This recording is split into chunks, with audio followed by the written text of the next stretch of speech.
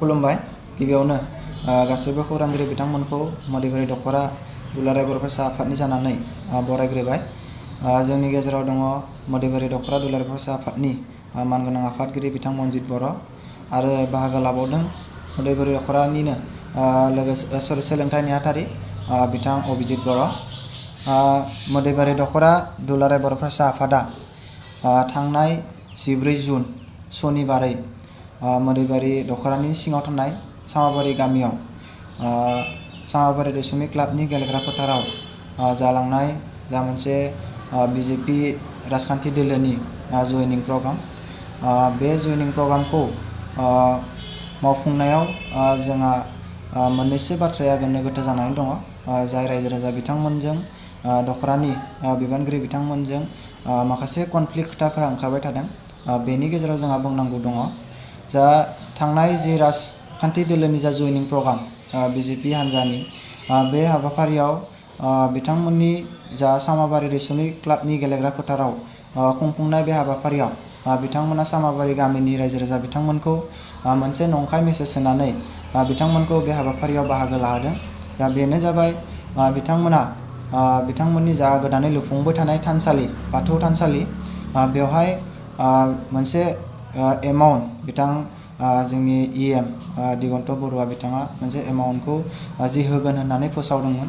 बेनि थाखाय बिथाङा बे हाबाफारियाव फैगोन होननानै रायजो राजा बिथांमोनखौ बयखौबो बे हाबाफारियाव बाहागो लाथारनो थाखाय रायजो राजा बिथांमोनखौ ज'जुलुम खालामनानै होदोंमोन। जायनि जाहोनाव रायजो राजा बिथांमोना बे हाबाफारियाव बाहागो लानो गोनां जादोंमोन। आरोबाव गुबुन मोनसे बाथ्राया जाबाय बै सानखालिनो जि जालांनाय जयनिं प्रग्राम बेखौ लानानै रायजो राजा बिथांमोना जोंखौ दखरानि बिबानगिरिफोरखौ माखासे सोंलु सोंबाय थादों जे फैबाय थानाय समाव मदिबारि दखरा दुलाराय बर' फरायसा आफादा सोर राजखान्थि दोलोखौ सापर्ट खालामगोन, ना UPPLखौ खालामगोन ना BJPखौ खालामगोन। दा बे बेलायाव जोंहा रायजो राजा बिथांमोनखौ मोनसेल' बाथ्रा बुंनो सानो जे बेनि बेलायाव जोंहा दायो जेबो बुंनांगौ गैया। जोङो फैबाय थानाय समाव सोर राजखान्थि दोलोखौ सापर्ट खालामगोन, मा हान्जानि जानानै राजखान्थि गेलेगोन, दा बेयो जोंनि संबिजिरावबो लिरनाय गैया।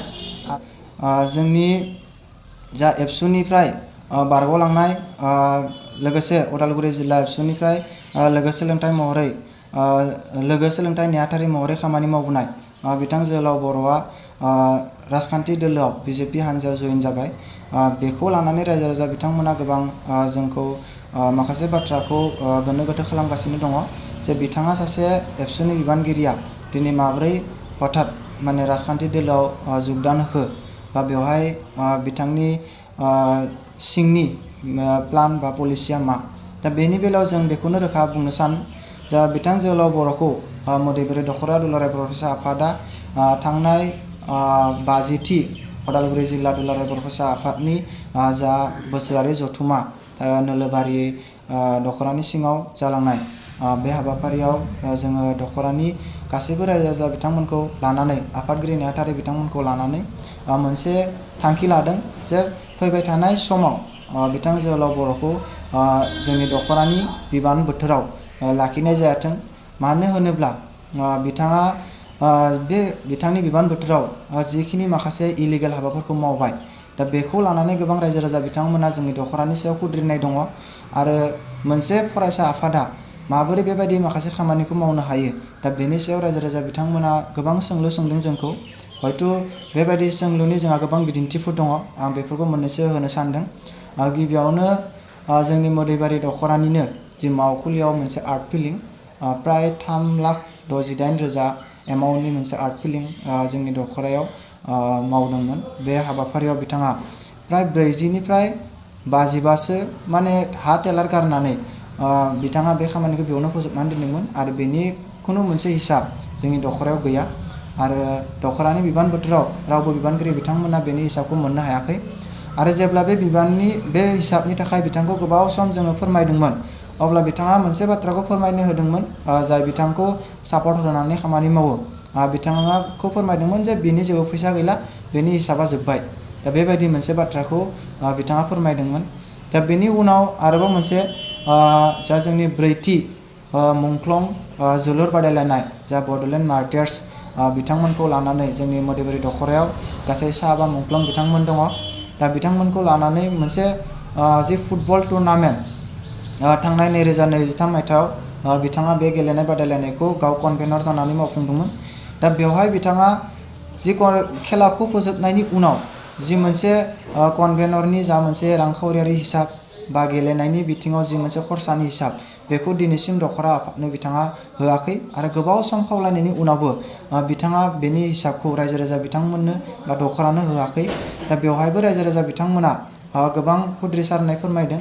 दा बेफोर गासैखौबो नोजोर होनानै जिहेथु मदिबारि दखरा दुलाराय फरायसा आफादा मोनसे फरायसा आफाद आरो जोंनि जि मावनांगौ हाबा बे जेब्लाबो रायजो राजा बिथांमोनजों लोगो जानानै सरजाबनानै जौगानाय बिथिंखौ जों खामानि मावो, जौगानाय बिथिंखौ जों नोजोर होयो। दा बे बेलायाव जों बिथांखौ गोबां नायनायनि गेजेरजों बा सालिजारि नायनायनि गेजेरजों जों बिथांखौ दखरा आफादनिफ्राय जों गावनि बिबान बोथोरनिफ्राय बोख्लायथ'नाय जादों। दा बेखिनिखौ आं गासै रायजो राजा बिथांमोनखौ खावलायबाय आरो फैबाय थानाय समाव जे दखरा आफादखौ बेबायदि सोंलुखौ जाहाथे सोंबाय थाया जे सोर राजखान्थि दोलोखौ सापर्ट होगोन, सोर हान्जानि जानानै खामानि मावगोन। दा बेबायदिखौ जों दखरा आफाद हिसाबै जेबो सानाखै दिनैनि डेटआव आरो जोंखौ जि मिरुआ आरो जिल्लाया बिथोन हरो बे महरैनो जों खामानि मावगोन। बेखिनिखौ बुंनानै दोनथ'बाय। गोजोन्थों।